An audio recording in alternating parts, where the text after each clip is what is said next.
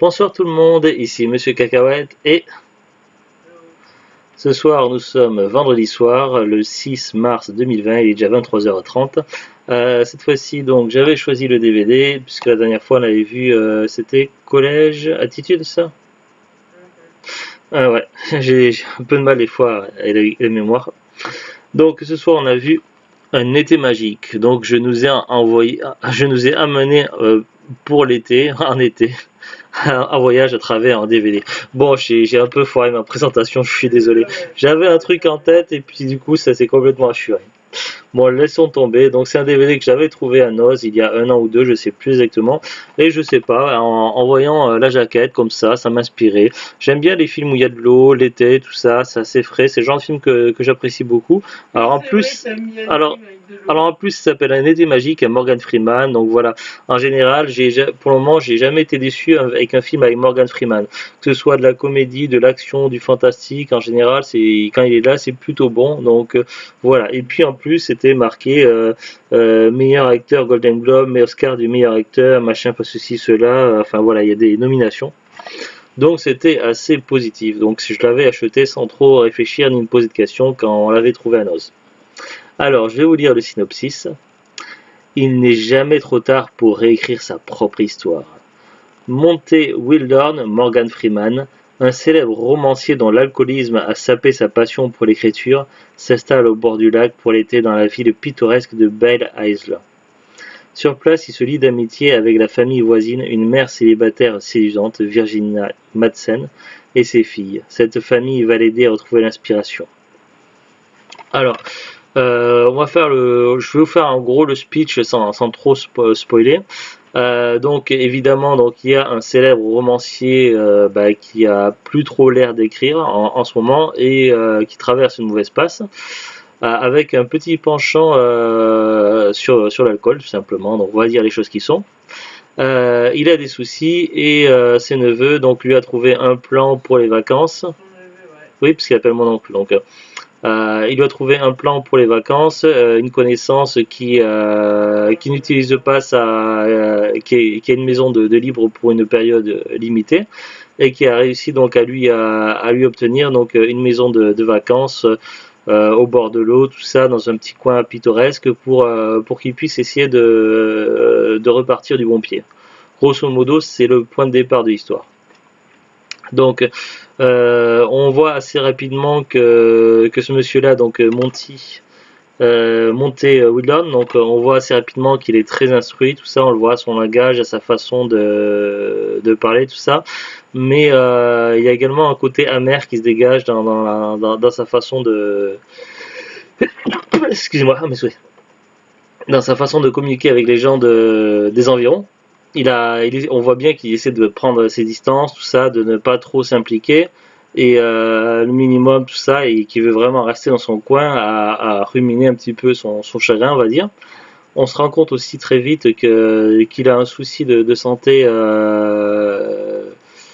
assez conséquent, puisqu'il est en fauteuil roulant. Donc évidemment, on ne connaît pas toute son histoire, ça on le saura plus tard au fur et à mesure que le film avance, mais ça je ne vous dis pas pour pas spoiler.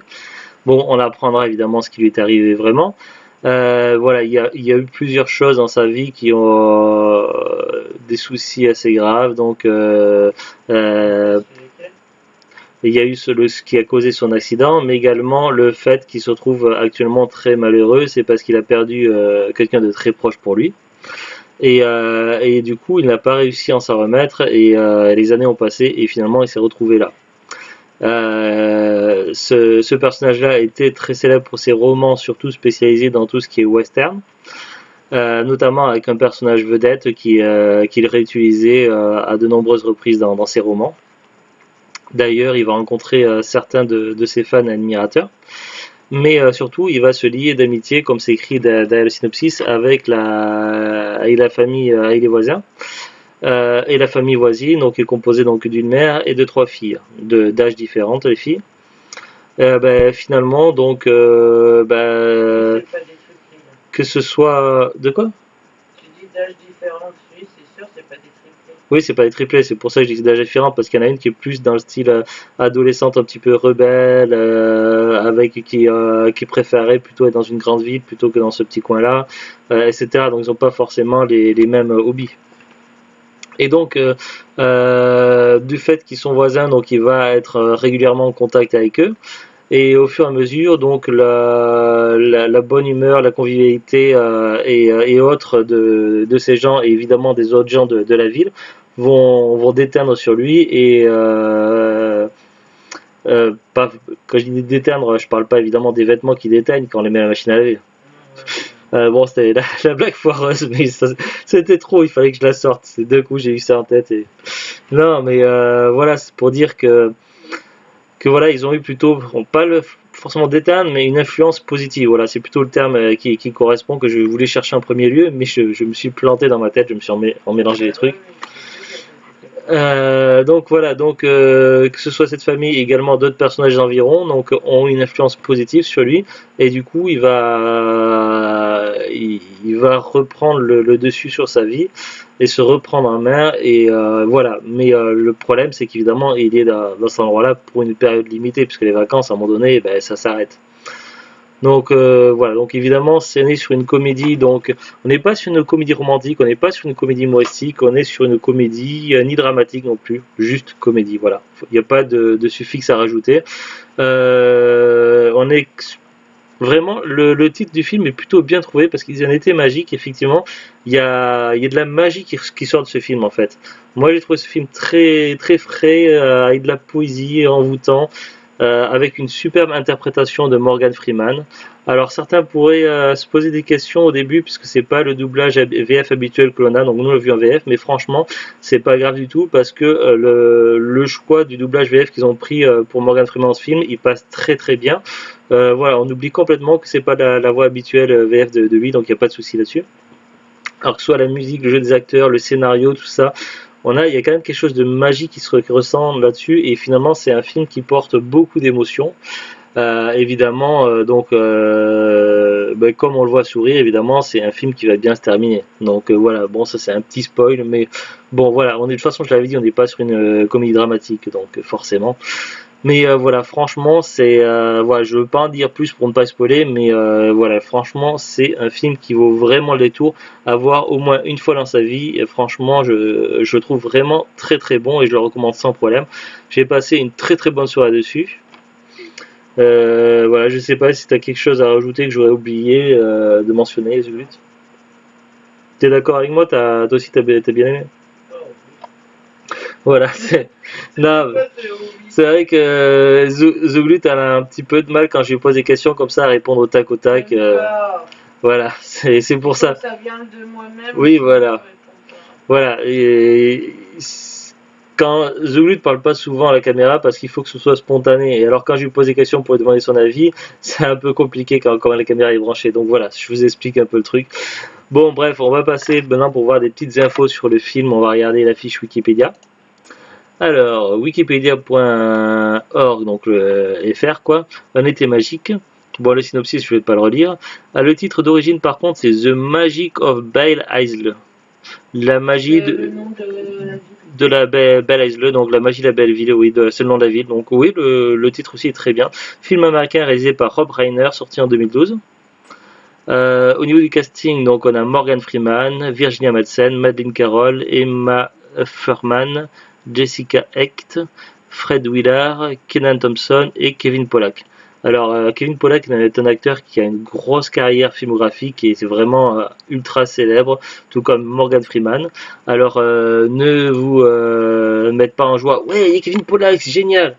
Kevin Pollak, oui, il est là, mais c'est vraiment un petit rôle. Il fait une petite apparition dans le film, donc voilà, il fait pas partie des personnages principaux. C'est celui qui jouait l'éditeur de voilà, l'éditeur de Monty Wheeler. Donc voilà. Donc après c'est quand même bien qu'il soit là. Voilà, c'est tout. Sa fiche Wikipédia, elle est assez maigre. Alors autant pour certains films, les fiches Wikipédia sont très complètes. Là, il n'y a pas plus d'informations. Après, s'il y a des petites informations, mais pas très intéressantes. Bon, je peux vous dire que la durée du film, 109 minutes, mais bon, voilà, ça n'intéresse peut-être pas grand monde de savoir.